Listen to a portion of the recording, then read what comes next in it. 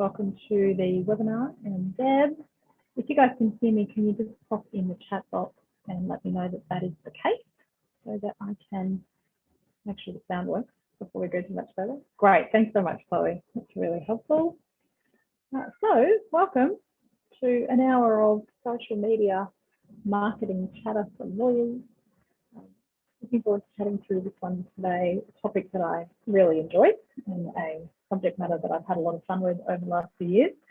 While we're waiting for people to join us, I'm still a few minutes early. I would love you to jump in the chat box and just tell me a burning question, I guess, in part why you're here. What are you hoping to get from today? Something that would help you with what you're doing. That would help me as we then work through for the next hour so that I can help you. No worries, Annie. You're very welcome. I was thinking that you must have had enough of me, you poor thing. Listening to me. I've spent an hour this morning with Annie on a call about something else that we're working on, and she's back again now. So no, welcome Megan, if you're listening as well. So any questions, burning questions that you might have, I would really welcome you popping that into the chat box. John Chisholm, look at you. Hello. Welcome to the fun. So just as we're getting organised, yeah, throw it in. Chloe's saying, some understanding about which platforms you find the most helpful. Absolutely, Chloe. I will absolutely touch on that. And it's going to be different for all of us. And two of the messages that I have for you today, social media for lawyers. First thing is, you've got to get clear on what is your goal. Why are you using these things? What's that about? And that'll be different for all of us, wherever we're at in our careers, whatever our business goals are. And then subject to that goal, which platform or platforms, plural, is going to be the most helpful for you to achieve those goals. So we'll talk through that, and I'll talk you through what has actually worked well for me and some of the things that haven't always worked for me. So anyone else with some suggestions or thoughts or questions that you would like answered, please feel free, as I said, to pop those in the chat box. If you haven't done a webinar with me before, I'm Clarissa, important thing to know, but I am very keen to hear from you as we go. So please do throw me any thoughts or questions. If I'm saying something you want to know a bit more about that, or you have a different perspective, I always like to hear about it. So please do feel free to use the chat box and share with me as we adventure down an hour of social media marketing. All right, I'm going to find some slides and we are going to get started. Too many screens open. Here we go. Okay. So some years ago, I remember for the first time being brought into the Queensland Law Society to run a session for Queensland lawyers on social media. It must have been, I was trying to think about it this morning, it must have been 10 or so years ago. And I remember it being a really difficult presentation.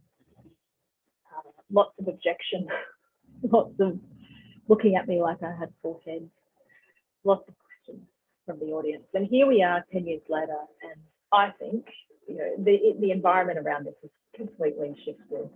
And certainly the last 12 months, thanks to COVID, it has become more important than ever to have ways to communicate with people, whether that be customers and clients, whether that be potential partners for your business, and even employees for your business using online tools.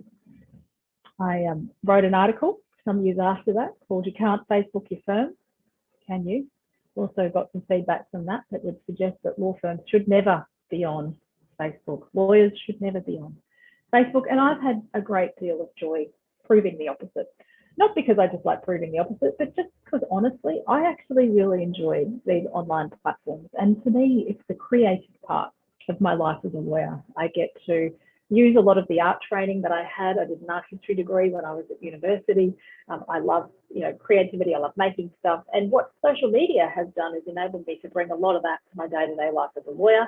Most of you will know I'm a massive advocate for mental health and wellness in our industry. Creativity is a massive antidote to some of those things. So for me, the more I can get these creative pieces into the work that I'm doing, the more beneficial that is for all of this. So today I'm here as Clarissa, the Director of Brisbane Family Law Centre, divorce lawyer by day, but in my other life, I run this business, Happy Lawyer, Happy Life, working with lawyers from all around the country on all sorts of things. But really at the heart of that is this concept that we can have a great career in law and at the same time can live a great life, whatever that means for each of us. It is different for all of us. And how does social media fit into all of that? Well, let's find out, shall we? All right, if you've joined us, please do use the chat box as we go. Ask me questions, throw me your thoughts. Let's get stuck into this. Never before has a generation so diligently recorded themselves accomplishing so little. I don't know who said that. I found it a few years ago and I thought it is so true. I think of, the cameras that we had in our family as a kid, and it was so, little Polaroids that would be on tables at weddings, or the family camera, and how careful we were when we took photos because you didn't want to waste film, and then you'd, take it off to the Kodak shop and it'd turn into a beautiful photo. And if the person looked silly, then that was the only thing they had. And now we go walking out, down the street, and everywhere there are photos and images and cameras, and our whole visual world, our whole digital world has changed. So. It's so funny, Chloe. Good comment. John Chisholm would appreciate your comment around that quote and time recording. John, you can take that and use that and get time-based billing, get rid of it. Presentation, so very true. My own social media story. Look, I'm Generation X. I'm not a computer-friendly human. I grew up at a stage where computers were a thing in my second year of university. So technology is not my, sort of natural comfort zone. And I remember being introduced to Facebook by then one of the new young law students in my firm, whenever that was, 2007, 2008. What is this garbage? I was a late adopter to mobile phones. I was the last in my friendship group to get a mobile phone because I was like, I don't want one of those things in my life. So I'm not someone that is like, yeah, I've always got to be on the next big thing. But I did start using Facebook, started to, I guess, integrate that into my life. And next thing you know, I am building websites for my law firm as I started that in 2018. And I started to sort of get a bit more comfortable with online technology. For me, my social media journey began with me starting the blog, The Happy Family Lawyer. So back in 2013, many of you who have heard me speak before would know that this was a time in my career in law where I was looking to do anything but be a lawyer. I was very much exploring leaving the profession. I was really questioning whether this thing was for me. And there were a series of events that occurred in my life, as things do, that have ultimately really been wonderful things. But one of them was starting a business course. And this business course had 50 participants in it here in Brisbane, none of whom were lawyers, all running really interesting different businesses to mine. And I first learned the words content marketing. I remember sitting in a presentation that day and hearing them talking about content marketing, going, I have no idea what these people are talking about, going home, Googling, what is content marketing? And came to learn it is all of the things that we're going to talk about today. It's about using, in essence, online tools, building things that you can place on the internet everywhere that ultimately create this ecosystem of marketing for you that drives business back to where you are. That led to me starting a blog, The Happy Family Lawyer. On a Saturday night, I remember this so well, Googled, how do you start a blog? Went onto WordPress, started this website. I remember it cost me $150, and it was a WordPress blog site. So pretty much the way WordPress blog sites work is they just do it all for you, and all you have to do is type in the nice things and upload some pictures. The whole structure is built for you. So this dodgy, cheap website was the thing that began for me my journey, love that word, The Bachelor, into blogging. I had my first, we had a law firm website, but I was probably one of the first legal professionals to start a blog that wasn't about here is the latest and greatest case in the family law space. This blog was about how you can help your friend through divorce. 5 great songs to help with heartbreak. Like lots of personal tales, lots of stories about the different people that I was working with. I had guests writing for clients or partners that do work with me, writing little stories, ultimately for my clients, about the different aspects and experiences of relationships, breakdowns, but very rarely reciting the family law. And I guess this is takeaway number 1. We lawyers love to talk about the law. We're great at it. It's our comfort zone. We know it, all of these things. But if I'm scrolling through my Facebook and there's the latest and greatest article on some deeply complex, I don't know, case that has something to do with something, more often than not, I don't know about all of you, but honestly, more often than not, I go, that's great. That person obviously knows a lot. That's really good. But if it's not a great use to me. And if I'm the person in the space that I work in as a divorce lawyer who's going through divorce, I'm not sitting there searching for the latest and greatest case from the family law act. I'm searching for things like, will I get to keep my home? What will I do if I can't pay the mortgage? What will happen to my kids after separation? How can I ensure that my separation doesn't harm my kids? None of which really are necessarily legal questions, all of which are human questions. So my message at this very early stage of today is we have to lose the law. We have to start to think about what is our goal when we're using social media. Is it to drive customers to our business? And if so, we need to get really clear on the thoughts that they have, the worries that are in their minds, the things that they're thinking about, none of which usually are particular sections of particular legislation. They are all to do with feelings and emotions, all of the human. So from this blog, I started to also write for a number of different online publications. Happy Parenting, Single Mum, I Am Woman, Your Local Family, Mum's Lounge. And again, you can see the target of my audience or my business. So as I'm writing things, not only on my blog, I start writing for other websites. And those of you with some online knowledge of how Google and all of these things work would understand that as I'm building all of this content out in the ether, I'm building a very significant digital footprint. So people can read something on said website over here and be driven back to my dodgy little website, $150 WordPress. Shannon, you said, what did I make my website on? WordPress, the blog sort of platform, but I would actually say, if I had my time again, don't build it on the blog platform, build it on the WordPress main platform. And I still to this day build all of our websites on WordPress. It to me is a really great platform for all online shows. So I was writing my blog, and I'm pretty confident that for the first 6 months, only my mother was reading it. And I was very happy with that because I was just learning how to write. I was like, how do I do this? I've never done this before. And I had this routine each Sunday morning of just writing an article and publishing it. And then one of the solicitors that worked with me came to me and she said, Clarissa, I found this thing on the internet. I said, all right, what did you find? She said, I found this blog. Is that you? I said, maybe. And it was sort of a moment for me to realize, okay, you're playing with this and you're trying to get a feel around this, but it is in a public space. And not that I was doing anything inappropriate, but that was a good thing. It is in a public space and it's time to try and really use this to your advantage. So I connected a Facebook page to my blog. So again, this is back in 2013, 2014. Facebook was a lot kinder to business at that point in time than it is now. It was much easier to get quite significant organic reach through different things that I was doing. And so I'd write my blog, I'd publish it on my website, I'd share it across my Facebook group, or Facebook page, sorry, and then I'd use Facebook to really send that message even broader.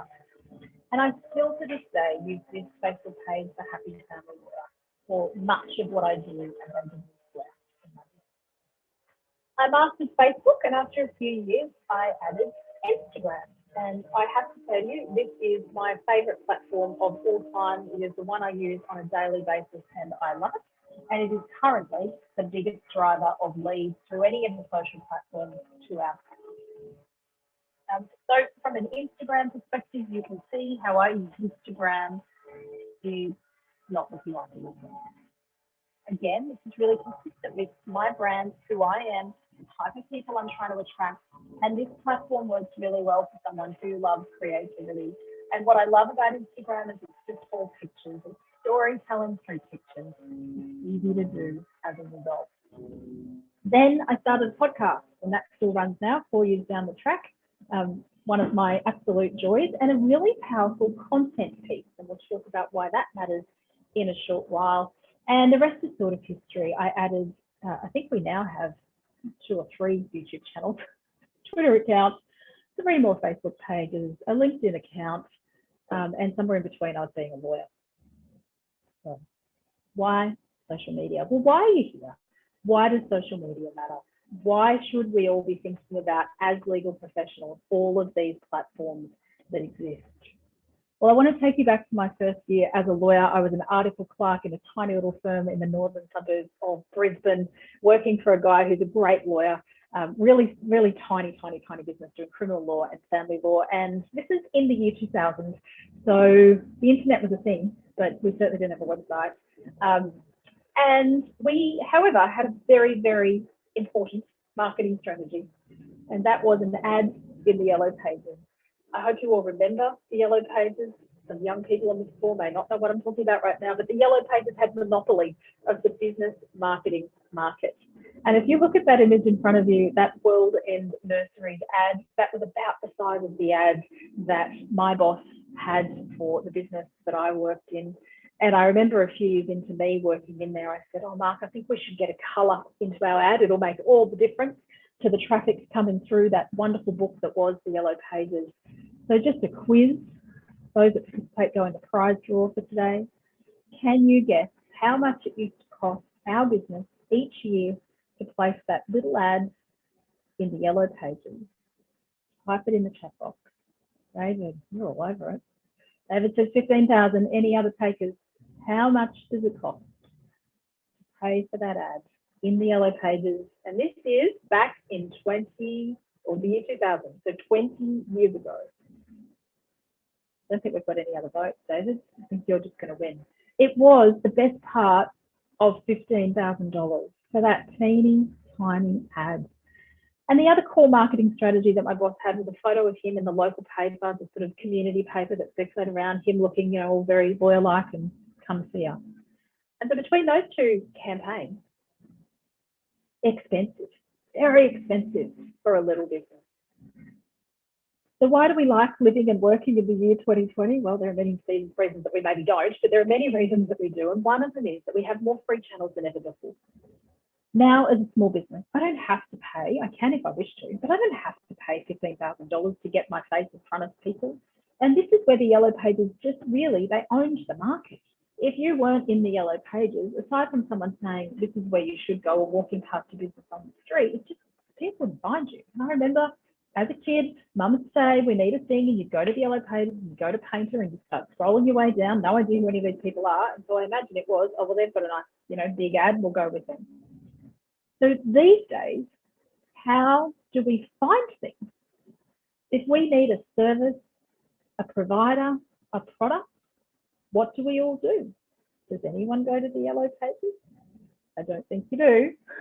What do you do? Have you got an answer for me, David? You were all over it. Oh, Claire's all over it. We Dr. Google.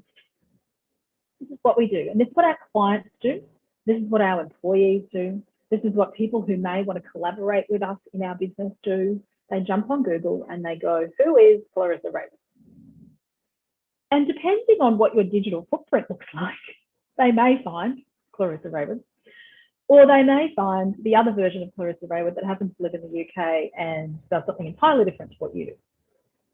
So in a perfect world, what we want to be doing is building a digital footprint so that as people go Google, who is this person? Where is this person? How can I find this person?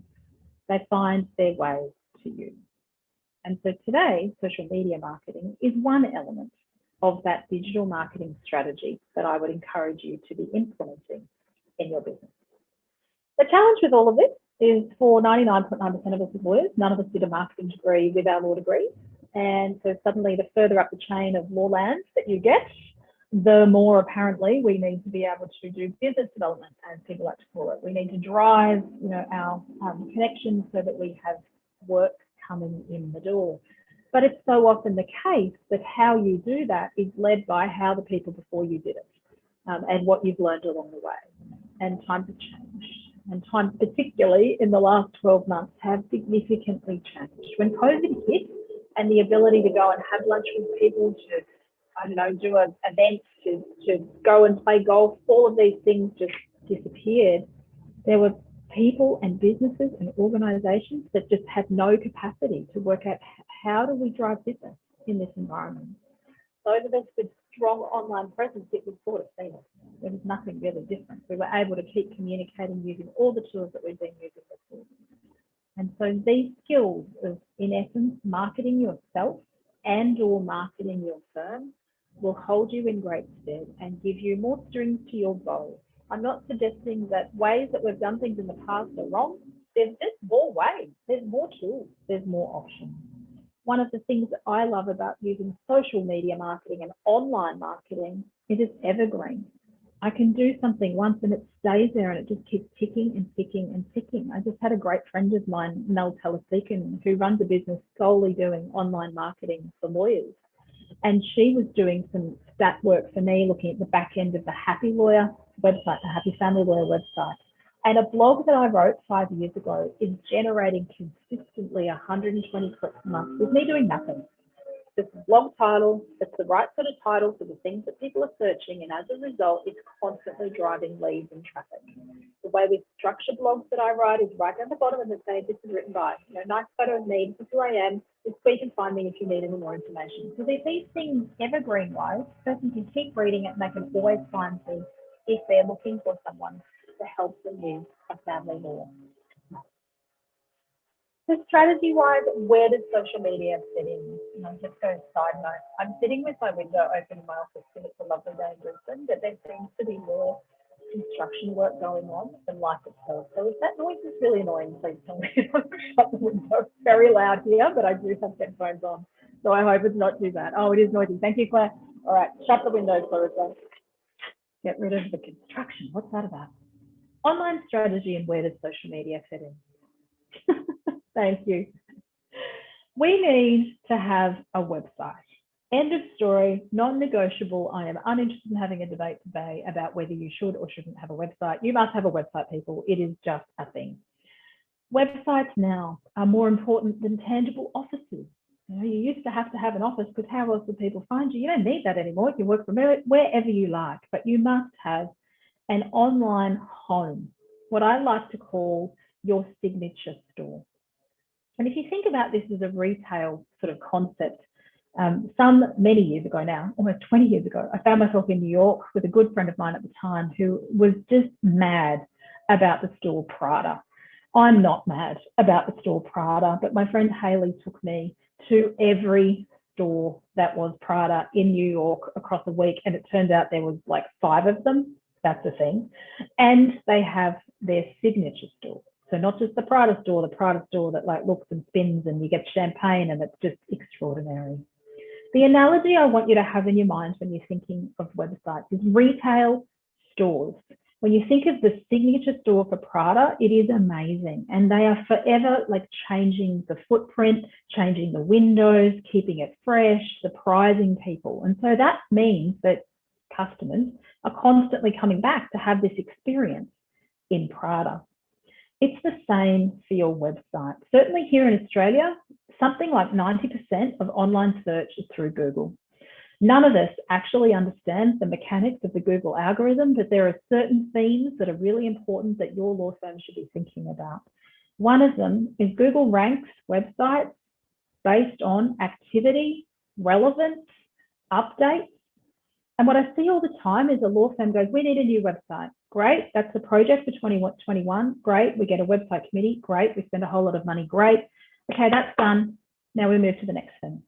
And the website sits there static until someone decides in 5 years' time, oh, we should do that website project again. It's a little bit outdated. We've got a whole lot of people on there that don't even work here anymore. We haven't added those team members the last 5 years. Yeah, let's do that. Done, static for 5 years. And there is nothing useful for any of you in that activity. Your website, you need to value it. It needs to be perceived as your signature store for your business. And it's your online home for all of the activity that you are doing out on other platforms. So if you are writing an article, you house it on your website, and then you dance your way across to the dance floor that is Facebook, and you have a dance over there and you share them your blog. And then ideally, we want the people on Facebook to go, oh, that's really interesting, I'm going to go read that, and now they're on your website. And ideally, we have a number of other series of tools ready on our website so that once they get there, they stay there, or they find the thing that they need, which means that they may come back, or ultimately they may come and do business with you. And then we dance our way over to Instagram, and we do something over there. And the goal being, again, to get the people from Instagram to ultimately come across to our website, where ultimately we're hoping that somehow or other they might do business with us. We don't own any other dance floors. The only dance floors I own are the Brisbane Family Law Centre dance floor, the Happy Family Lawyer dance floor, the Happy Lawyer, Happy Life dance floor. I have a lot of dance floors, but they're the ones I own. I certainly don't own the Facebook dance floor. I certainly don't own the Instagram dance floor. Know that Facebook and Instagram are owned by the same owner of the dance floor. I certainly don't own LinkedIn or any of those others. And I've seen many a person build an incredible personal brand using one social media platform, only to have either A, said platform close down their account because they've decided they've done something wrong, or B, a common one at the moment, someone manages somehow to hack the account and it's gone. All 100,000 followers, see you later. We don't want a strategy where we're building our hotel on someone else's dance floor. We want to be building it on ours. We want to be going out, having a nice time on all of these other great places that we can play, but driving people back to the place that is our home, that we own, that we can control. And we do that using content tools such as blogs, such as podcasts, such as video sequences and series, such as helpful downloadables, all sorts of different things, all of which are housed on our website. And we have a structure to how we do that. So we might say in an organisation, we're going to use blogging as our core content strategy for the next 12 months. And that has some significant advantages, can I say, when it comes to SEO ranking and therefore helping your website get closer and closer and closer to the top of the Google search engine. And so with our blogging strategy, we divide it up amongst the team and we say the goal internally is we need a new blog going live every single week. And there's different ways that we can do that. So we can batch it. We can say, today's writing day, team. Everyone has to write 10 articles. Let's turn it into a party. 10 articles happen. We don't publish them all that day, but we've got them all in the bank. We can go through, and each week, someone can be in charge of publishing that blog, spreading it into whichever social platforms you think are appropriate. Goal being to drive people back to your website. But by publishing those blogs, or for example, a podcast, or for example, a video series, whatever it is that you're using, you are changing the windows of your signature website store with regularity. What that's doing is telling Google these people exist. They're not just a static thing that does nothing. They're relevant. They're answering questions that are useful to their audience. Hopefully you've got traffic coming into your website, which of itself is starting to rank higher and help all of these things. So my message here is social media, super fun, all of these things, great, but we have an overarching strategy, and it is just one piece of an overarching online marketing strategy. Shannon's asking me, should and can employee solicitors have their own website separate to the firm? So should they? Possibly. Depends, Shannon. Depends, again, on individual solicitor, what their goals are, all of these sorts of things. Can will depend on the rules within an organisation, I suspect. You know, are they allowed to under any employment rules that may exist within an organisation? But my advice, and the way we work here at BFLC, so Kiara Kelly, amazing young practitioner that works with me, she from the minute she started in here has always had her own website. She has a very strong online marketing strategy for her own personal brand that exists separate to the Brisbane Family Law Centre brand. That's super powerful for me as a business owner. Ultimately, of course, if Kiara decided to leave my organisation and head off somewhere else, then all of that's going to go with her. But you know what? I prefer to focus on the value that comes while she's with me than worry about what happens if she was to leave me. And she and I have a whole lot of fun together using social media, you know, working together. She's got a sort of lovely way of writing, using written content, blogging, and then crossing it across to Instagram particularly and Facebook. And as a result of all of that, she does do a lot of media commentary separate to me. So really important in my organisation that I'm building the brand of other practitioners. And that's really important from a business goal perspective, because I don't want to be, Clarissa's the lawyer, you must see Clarissa, she's the only lawyer you can see, because I only have a certain number of hours in a day and I can only help a certain number of people. But if Kiara can build a brand where people know, like, and trust her, which is the 4 tenements of marketing, and if she can use an online strategy to do that, then that can only be good for the overarching business goals here at the firm. Please do throw in any other questions that you might have about what I'm saying. So I just said it. 4 key tenements of marketing: find me, know me, like me, trust me. And this is where social media fits in so perfectly to your online marketing strategy. Find me is Google. Claire's already answered that. Prize for you, Claire. Prize for David for the $15,000 guest. You just need to remember to email me because I always forget. So find me, Google. If I Google you and I can't find you, debacle. already. And if you think about it, if someone said you should go and see insert name, they're great. First thing you do is Google and you can't find them. Certainly I'm someone that's going to go, that's interesting. And I'm a reasonably contemporary person that likes to know a bit about someone before I meet them. So that would be immediately a bit of a point of conflict for me before that relationship's even begun. On the converse, if there's someone that I can easily find their LinkedIn profile, I could easily find some information about who they are and what they do, and I could even find some information about them on, for example, Instagram, where I can get a sense of who they are as a human, then I have begun to like them and probably trust them without ever having met them. I did this some years ago. I was in need of some work here for my business from a business lawyer, and I actually didn't know anyone in my community at that time that I could go, that's that person and that's who I need. And I was scrolling away on Instagram late at night on a Saturday, and a photo popped up in my feed, and it was of a Mini motor vehicle. So something you all need to know is I drive a Mini. I love Mini. They're just a brand that I really resonate with. It was a Mini motor vehicle, really beautiful image, and it literally said something along the lines of trademarks. Something to do with trademarks. I was like, this thing's talking to me. Click in, and it takes me to the website of a law firm in Melbourne who I'd never heard of before. And it's a beautiful website. And again, it was just a website where I was able to go, this just looks like me. It's speaking to me. I really resonate with this. It's run by a woman. I didn't know her either, Jess, but it had a button at the top. It was 10 o'clock on a Saturday night, and on the button at the top of the website, it says, book a free chat with me now. I was like, okay, book a free chat with you now. 10 o'clock on a Saturday night. Obviously didn't chat to her at 10 o'clock on a Saturday night, just to be clear. Booked my free chat for the Tuesday the following week. And Jess and I did business together, still friends now, for years, all as a result of an image on an Instagram page, and an image where she was really clear about who is my target client. And Jess was doing a lot of work with business women. She's in a beautiful suburb in Melbourne. She's doing a lot of work with a lot of retail brands, ironically retail brands that I follow, like everything about it was singing to me. And as a result, I found her, got to know her, like her, and trust her, all at 10 o'clock on a Saturday night. And this, again, is another key message that I want you to all take from today. We don't do most of our hunting for things between the hours of 9 and 5. And I look at the wasted opportunity from so many organisations that the only way of getting in touch with any of you is by me picking up a phone and booking an appointment with your office between business hours. I certainly, maybe I'm just a night owl, I'm not sure, do so much of my hunting late at night, early in the morning, on a weekend, when businesses are closed.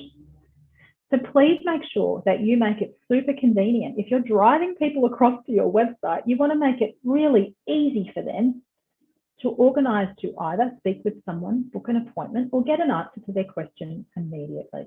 And the old book a free chat, link it in with some of the online tools. We use Calendly here at my firm, which means someone can literally jump on our firm website, book a free chat, up come the times, thank you very much, and away we go.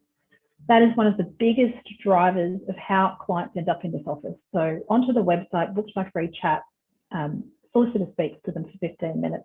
The goal in that 15 minutes is to answer any burning questions, but move that person to a longer appointment. Chloe, you asked the questions that everyone asks. Do you find you get time wasters with free chats? Of course you do, but we don't get many of them, I have to say to you. We really don't. And my solicitor, I don't do any of those free chats, first thing to know. My junior solicitors do them, and they have a really great process around those. But can I say to you, I wouldn't be fussed if that free chat went for 30 minutes, if that person is ultimately someone that is likely to need our assistance. Because the average client spend on a piece of work in our firm is in the thousands and thousands of dollars. And so if that extra 15 minutes, 30 minutes, 40 minutes at the front end is the thing that makes the difference, so whether they choose us or any of our competitors, then that is incredibly valuable time that is spent. So for me, it's not a time-wasting exercise. For me, it's a business development exercise. Reframing that in your mind. And it's that convenience piece. And we can set up our diaries so we can lock it and say, we're not doing any of those three things, thanks, on Mondays or Tuesdays or at this time or at that time. We spread it around the firm. but it is a wonderful tool I have found for helping people to move through steps as they make a decision to engage a solicitor. We are not a cheap service, any of us, to be doing business with. So you want people to be able to find you, get to know you, pick up the phone. Are we the right person? Are you the right sort of client for us? Do you like us? Do we like you? Maybe not so much of a test, but do you like us? And ultimately, can you trust us? So important in our profession. So for the second half of today, I want to give you 4 key tips, some of which I've shared, some of which I'm going to dig into a bit more when it comes to your online marketing. So I hope you've taken so far that this isn't just about social media. Social media is one element of a much bigger online marketing strategy. Firstly, we must know our tools. Prize, ready? Claire and David, you're not allowed to answer. Someone else has to. Let's hope they're still listening. Tools. What would be your primary tool when it comes to an online marketing strategy? We have already spoken about it. See what we've learned so far. Alicia, prize for you. Website. Chloe, Google My Business. No, before that, website. Remember the piece you own. Website. So you must have a high functioning website. It is your Prada signature store, whatever that means for you.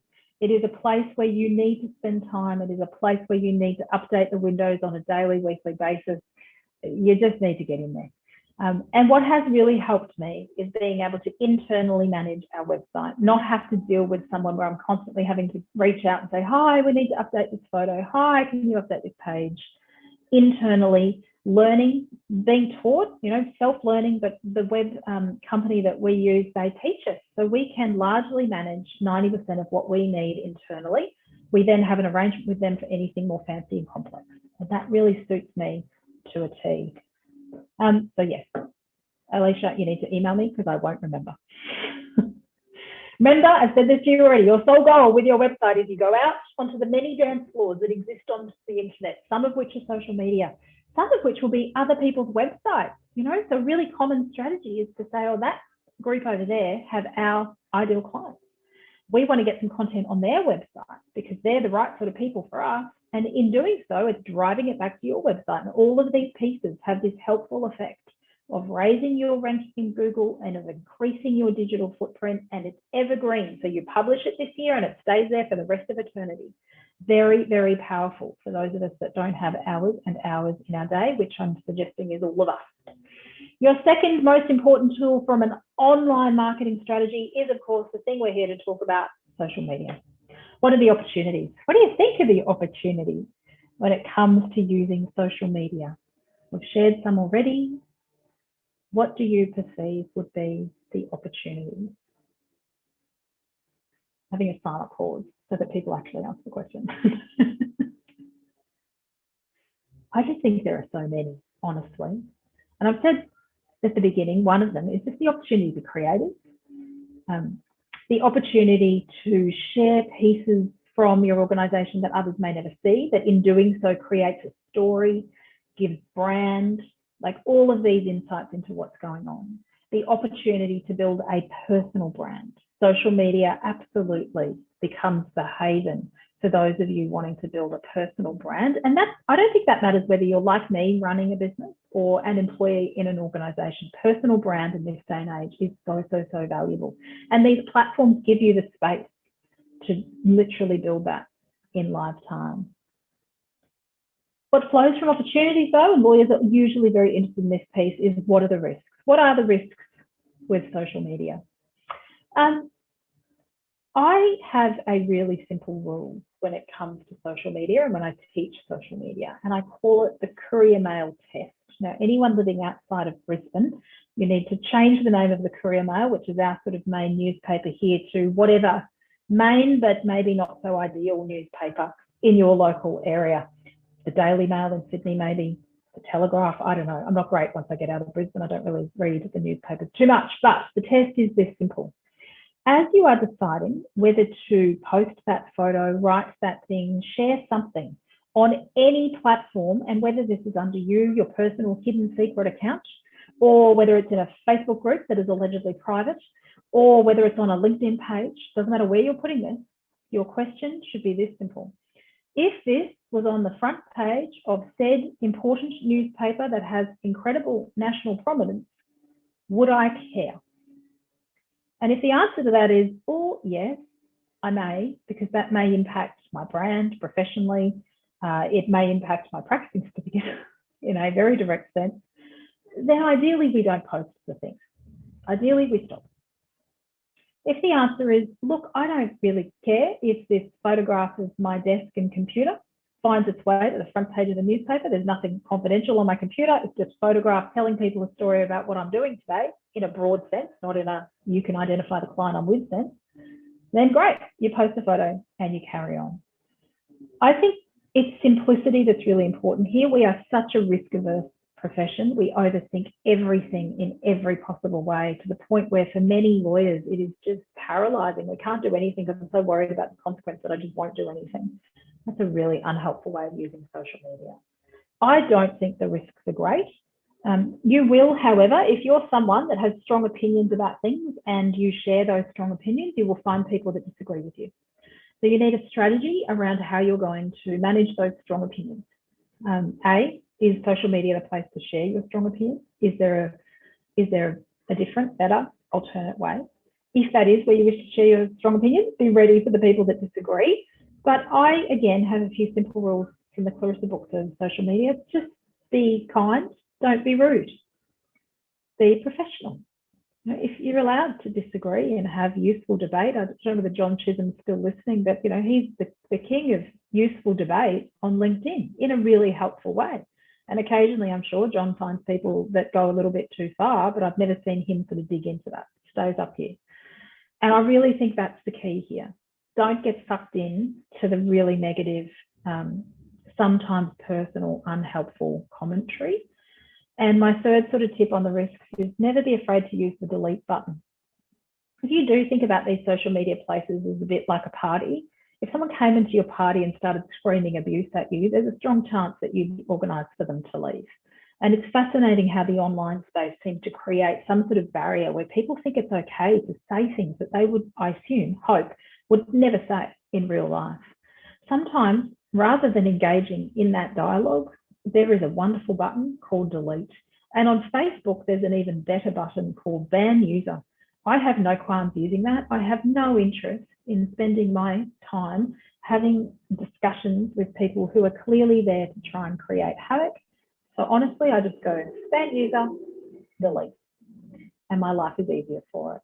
So you're going to have to think about this. Once you start engaging on these platforms, there's a whole myriad of different perspectives and views about this. Some people like controversy. The whole social media strategy that they have implemented is about controversy, and that's okay if that's your goal. But if you're like me and you don't really enjoy online controversy and trolling, delete, don't comment, don't get involved, don't post things that are designed to create havoc. Stay in a different space. We are lawyers. We are covered by an ethical framework that doesn't operate for so many other people in business. And I think it's really important to always keep that in mind. There you go, John. Thank you. Yeah. It is really hard to remind yourself it's not personal. I had some lady just last week or the week before write a comment on something, not that I posted, but that someone else posted. So I couldn't delete it, which would be my usual form when something like this is just, please go away. I'm so uninterested in you right now. And it was really personal. It was really hurtful to me. Had to do with my role as a mother. And I was like, oh gosh, you're really hitting me right where it hurts. Thanks for that. And I was twisted around for 3 hours at night, all upset by it. And then the kind people in charge of the post deleted it the next day. I didn't ask them to, they just did. They obviously have a similar approach to me. We're not interested, thanks, in getting into that. But it does hurt people, So I think we all should remember this. When we go to post something too, we have to pause and think like, I don't know, is what I'm about to say about to cause some grief for someone else? We just never know what's going on for other people. So just be kind. One of those things that parents taught us as children, if you've got nothing nice to say nothing at all. That one, I think that's come back. That seems to have gone from society a hell of a lot. Anyway, sticking with social media, let's talk about some platforms. I've always loved this sort of way of describing it. Twitter came around because it was a platform that was, meant to be the tweet of a bird. Quick, fast, super quick. Very, very limited characters initially. They've since expanded it, so now you can tweet a lot more. but it is a platform that goes really, really, really fast, really, really love time. And if you can't really use Twitter like you use Facebook. You can't sort of go into Twitter and scroll through a feed because it just happens too fast. So the way it tends to work is people tagging people. You follow certain people so you see their stuff. Like it's fast, fast, fast. I don't use Twitter for my business at all. I do use Twitter to connect to people from a professional sense that I'm interested in their views, thoughts, or just life. So very good for connecting with people, certainly across the world, people with profile, and just staying, I guess, ahead of conversations on different things. Like Twitter, particularly for, say, legal technology, legal innovation, a lot of the people that sit at the top of those thought leadership positions would be active on Twitter, and I really enjoy following them for my own knowledge. But I certainly don't use Twitter to try and get clients to come to my firm. Instagram began a platform that was all about photographers, and it was just about photography, and it was never going to be about business. And then Facebook bought it, and away we go. And look, it is what it is, and I still love it. Here's a vintage photo of my donut. That is so Instagram. You know, it's all about the filters. It's all about curated content. It's all about the beautiful thing. And then, of course, Snapchat came along and started doing these cool short video things. And so then Instagram came along and created Instagram stories, and the rest is history. I'm not even sure if Snapchat exists anymore. Facebook particularly is renowned for this. You know, once the next thing occurs, Facebook either tries to buy it, and if they can't, they just create the thing. So it's really interesting. I do think Facebook is a platform that is unlikely to disappear. So I think you're pretty safe if you see a purpose in your business strategy for Facebook. I think you're pretty safe to head there. I don't see it disappearing, and it still is the highest ranked of all of the various social media platforms. But what I love about Instagram particularly is it is just not full of ads. It is very visual. It's really easy. It's a calm platform for me. I don't see a lot of angst and commentary on Instagram, whereas on Facebook I do. So yeah, I really enjoy it. And a lot of the customers that come from Instagram for me are women. However, when we look at our overall customer base here at BFLC, it's very equal, male and female. So just because you might have an Instagram strategy that may be directed more at, for example, women, doesn't suddenly mean that your whole business is going to shift to doing that. It just means for that channel, we're approaching it this way using this approach and this style, whereas on LinkedIn, you may have a different approach and a different style. Facebook, I don't think anyone needs me to explain Facebook. It began as a platform that was about connecting friends. It has fast become the biggest business platform that ever existed. And just if you haven't heard this saying before, it's something to always keep in mind. If something is free to you for you to use, then you are the product. And this is the case with all of these platforms. If it is free for you to jump on and do whatever you do, all of these are, then you are the product. And as we've seen, particularly the documentary, The Social Dilemma that was on Netflix, really powerful example of how these platforms do work. I don't mind that because I utilize it as a business owner. Facebook, very much what they are selling is you, your attention to people like me, business owners. So again, I don't mind that because Facebook lets me get really granular and specific about who I'm communicating with, as opposed to the $15,000 in the yellow pages that was just chance if anyone ever opened it. YouTube, still a massive platform.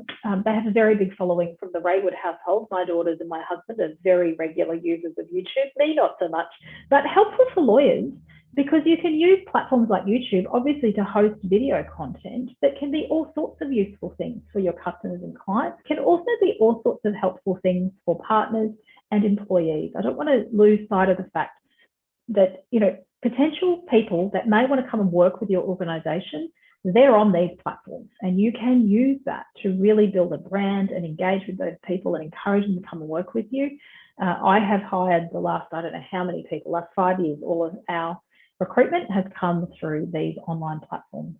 LinkedIn, if you are not on LinkedIn, your sole goal at the end of this conversation today is to please join LinkedIn. It is by far the most powerful platform for any professional. You need to be on it. Please make sure you have a photograph. Please make sure it's not your wedding photograph. Please make sure it has your name, your qualifications, and it makes it easy for me to find you. Again, I see with so many lawyers this anxiety around, oh, well, I don't want to include my email address because people might email me. That's the point. We want them to. This is social media for business. We want people to find you. So you want to make it seamless and easy. So be clear about which contact details you want to include, but you want to make sure that you have pimped out your LinkedIn profile. Very, very, very powerful platform. And then get on and have some fun and use LinkedIn. Pinterest, Snapchat, there's Clubhouse now. I don't know. There'll be no end. TikTok, I haven't got that on there because I haven't bothered to update my slide. I have no intention of using TikTok. Although if James Zafferty was here, he would tell you that it is the best thing since sliced bread. So here's the thing. Different platforms are going to work for different people subject to your goals. So you've got to get clear first. What are we trying to do? What's the purpose of this? Am I wanting to build a personal brand? If so, for who? Is it for customers? Is it to build my credibility in my industry? Like, what am I trying to achieve? And in light of that, what's the platform that's best for me?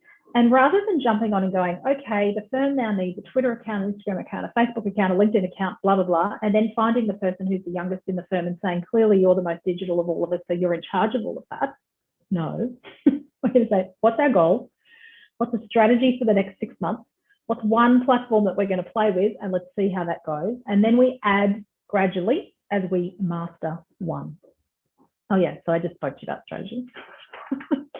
We use social to amplify and paint our brand picture. So we house everything on our website. That's where we do all of our best things, and we go out onto these other dance floors and we dance and we come back all the time. And we can use platforms like Instagram and Instagram stories as a tool to tell a little bit about what's it like to work here at Brisbane Family Law Centre. What does Clarissa do every single day? What silly shoes is she wearing? You might think, what's the point of that? Well, let me tell you.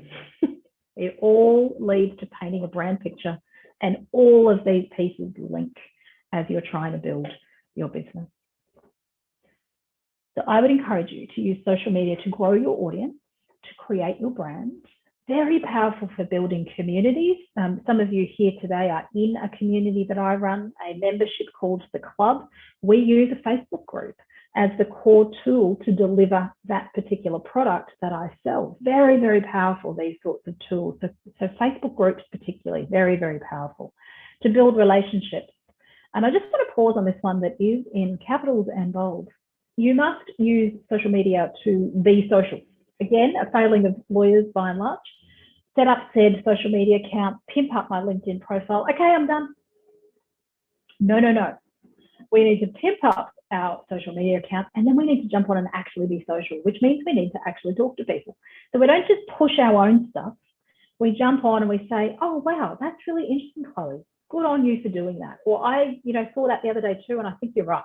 Like whatever people are doing, you support them in that adventure and you have a chat to them about it. And in doing so, you are growing your audience, creating your brand, building your community, building your relationships. It all links together. But you must be social. You can't just jump on and go, everyone's going to talk to me and I'm going to do nothing. Other way, two-way street. Driving back the business to our business website the whole time. And I've said this, I really do encourage you to master one at a time. And more often than not, the goal with any marketing strategy is to try and increase our client engagement. So work out where your clients are and start there. With social, I encourage you to always be authentic. This is really important. We see a lot now in our world where we're very focused on the authenticity of different things, that when someone is not authentic, it really just has all sorts of challenges. So you need to be authentic. You need to be consistent. There's no point jumping on going, here we are doing all the things and then disappear for 6 months. Like just build something that's sustainable. And that doesn't mean you have to be on a platform every single day. But it does help, in my experience, to build a bit of a routine around how I'm going to do this, whether that's in my personal life or my business life. This is how I'm going to do it. I'm going to check in twice a week or on these times, or I don't mind, I check in every day, whatever it is for you, but make it consistent. And finally, I really encourage you to always be mindfully constructing your social media content. We don't just do stuff for the sake of it. We're purposeful, we're strategic, and we're mindful. If I do this, what is the likely consequence? Is that what I'm after? And this comes back to my career mail test. We're ideally not trying to create all sorts of problems with it for ourselves with the Legal Services Commission. Okay, tip number 2. So tip number 1, know your tool, website, and all of the social media platforms, and that's for online marketing strategy. Number 2, start with the end in mind. And this is what I've been saying the whole way along. What is your goal? Is this a personal activity? I'm trying to build a personal brand. I really want to get my brand up in the industry, and these are the reasons why. Is this a business activity? We are trying to grow a new business, a new practice area, a new market. We want to increase our partnership relationships. We just want to increase our visibility. Like, what is your goal? Because that is going to then determine what we're going to do in the online space. Know your audience is then tool number 3. So we've got our goal. We know we need a website. We know we're going to use social media platforms, but who on earth are we talking to? And so it connects back to the goal. If the goal is customers and clients and we want more of them, then you've got to be clear on, well, who is our ideal customer or client and what problems do they have? And so this is an ideal client exercise. If you haven't done this before, I really encourage you to do this. This is sitting down and deep diving into who are the people that we can best assist. And it's more than, in a family law sense, well, they usually are men and women, they're usually age 45, and they usually have a property pool that's 1.5 million or above. No. That might be the starting line. So then we're going to go under that. Okay, well, let's work out the last 3 that we worked with. What do they do for jobs? Where do they hang out? What do they do on a Saturday night? What do they read? Where do they go? Like, right down into the data. And then what problems do they have? What are they thinking about that sometimes have nothing to do with the legal challenge that you can solve? Who else are they seeing? Who are they hanging out with? Because there's your referral partners. Like, just really diving into who is this ideal client and where will I find them? Partners, really great one again for online marketing. Who else has my ideal clients? And how can we work together? How can we collaborate together? Could we do a series on social media together, a web series? It might be a blog series. God knows what you might want to do. But there's so many opportunities, again, if a goal relates to partners. And I should just be clear, when I say partners in this context, I'm not talking about business partners. I'm talking about other businesses where you have the same end user or the same ideal client, but you are not in competition. So, ideally it might be the family lawyer and the accounting firm, the family lawyer and the financial planning firm. Sorry, all of my examples are family law because that's the world I live and love. Colleagues, really important one, just building credibility in your profession. If you're newer in the industry, if you're trying to build relationships, if you're trying to build a brand, if you're wanting to be a thought leader in a particular topic that you're deeply passionate about, these might be your end user. So all of your content is designed for those people, and that will have a different type of message than when it's for your clients. So I have 2 different businesses, and you'll see me move between content that's talking about divorce and separation to content like today that's talking to you guys, that's for lawyers. And so it's a different purpose. So I assume what happens for my client people is that they're scrolling through going, social media for lawyers, no interest to me. It's not offensive to them, but it's just a no interest to them. As much as when you guys are scrolling through and you might be looking for the lawyer stuff and you see, 10 breakup songs, you probably smile and go, good old Clarissa's up to those weird things again. But it's not something that you're going to click in and read. And that's the point. It's getting clear on who am I talking to, where are they, that's the content they need, that's the content they need. And it all comes back to what are the problems, worries that these people have. Employees, really important one. You can absolutely use online strategies to grow your business with great team members, particularly if you use these social tools to really build a brand picture that works. Final tip, and I'm going to do my best to stick to time here. Number 4, content is king. If you are going to be on the social media page, doing things in the online space, you will need some form of content marketing strategy or content strategy generally. But it is really important that you be something, be anything, but please don't be beige. Again, I say this all the time. Our online world is so busy. There is just stuff everywhere. You need to stand out. And as lawyers, we seem to go to such great effort to fit in. We don't want to stand out. We don't want to be judged. We don't want to be different to the norm. So we're just going to hide over here. You can't do that, or it's going to, well, you can, but it's not going to achieve much in the online space. So be something, be anything. Please don't be beige. Beige in this context just means just like doing cat memes and the occasional article about the occasional case. No. We need a strategy. How are we going to stand out? Who are we trying to talk to? What's that going to look like for us? What can we afford? What are we naturally good at? All of these sorts of things. So remember that the simplest way to not be beige is actually to be yourself. And within your business will be unique to the people that are within it. Just be you. That will give you the best chance. of ensuring that you are doing something that is unique to you guys, but also stands out in the marketplace. And yes, Claire, it is Dr. Zest, one of my favorites.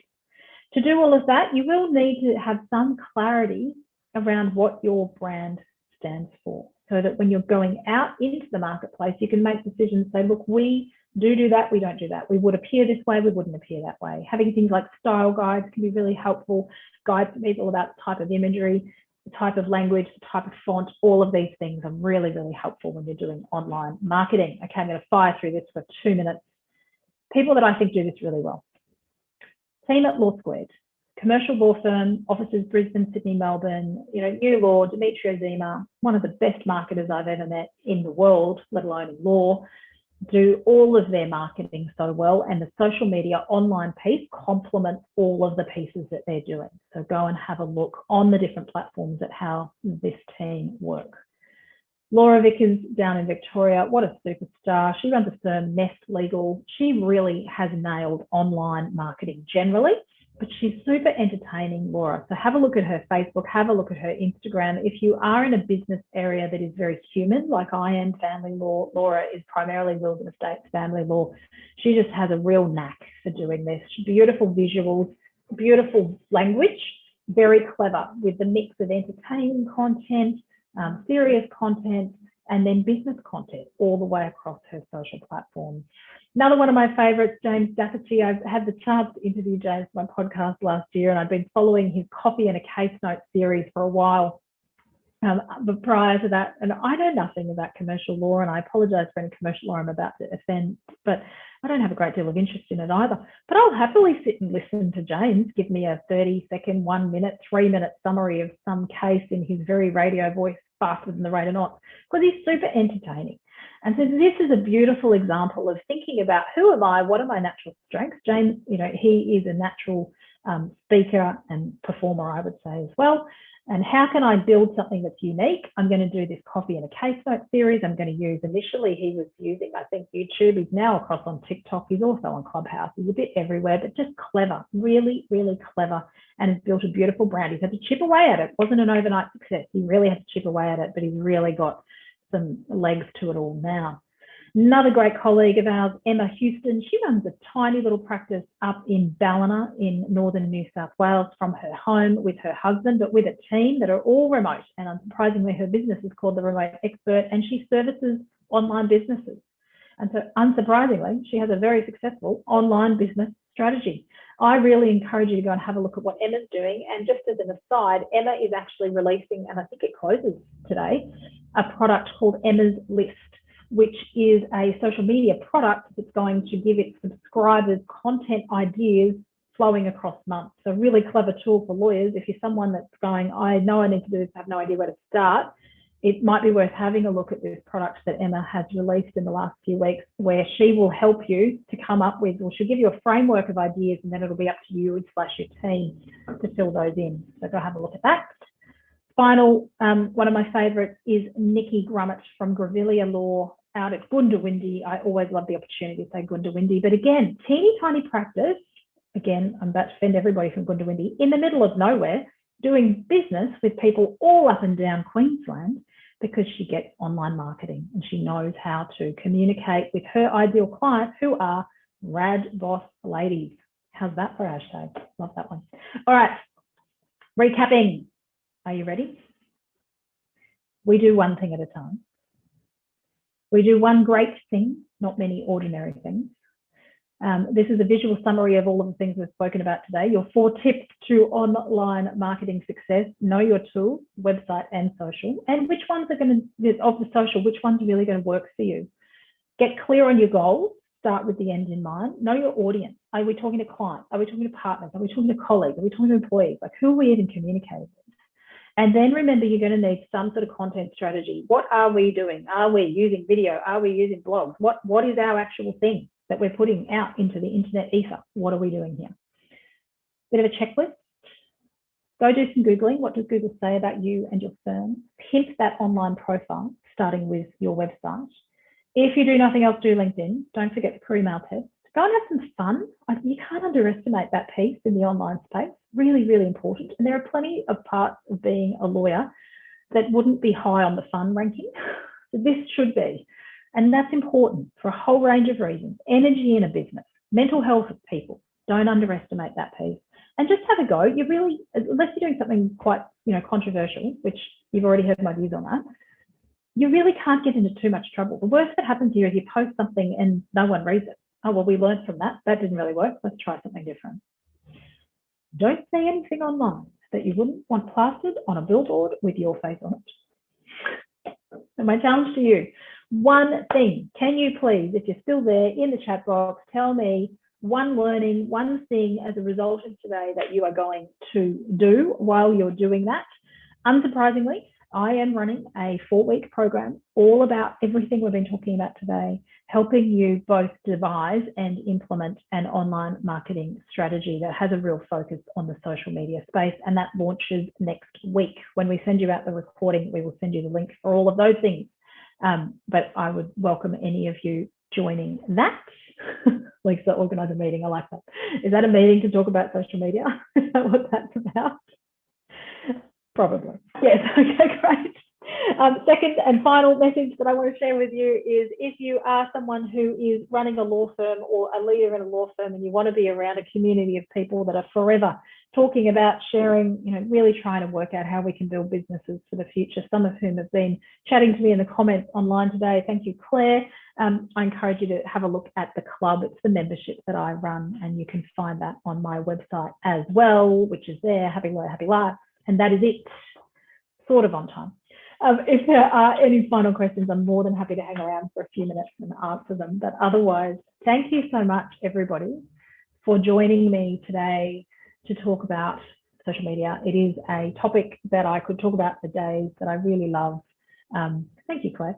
And I do hope that you've got a few ideas that you can take out and play with, implement, have some fun with. I wish you all the best. Happy Friday. Few more hours and we're all out of here.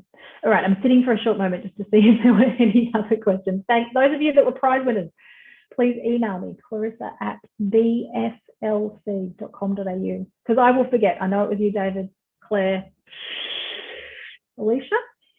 See, I've already forgotten. Sign of my mind right there. All right. Thank you so much, everybody. Have a great day. I'll see you all soon.